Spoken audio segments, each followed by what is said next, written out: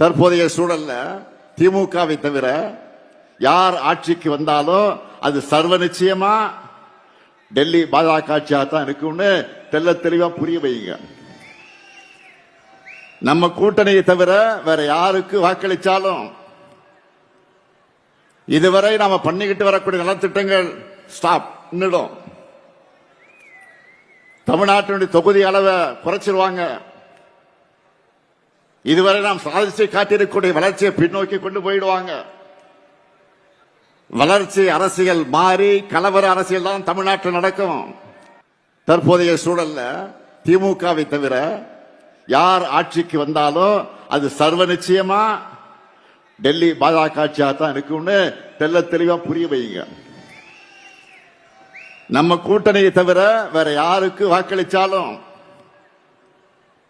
இதுவரை நாம பண்ணிக்கிட்டு வரக்கூடிய நலத்திட்டங்கள் ஸ்டாப் நின்னுடும்.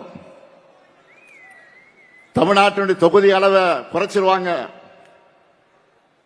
இதுவரை நாம் சாதிச்சு காட்டியிருக்கக்கூடிய வளர்ச்சியை பின்னோக்கி கொண்டு போயிடுவாங்க. வளர்ச்சி அரசியல் மாறி கலவர அரசியல் தான் தமிழ்நாட்டில் நடக்கும்.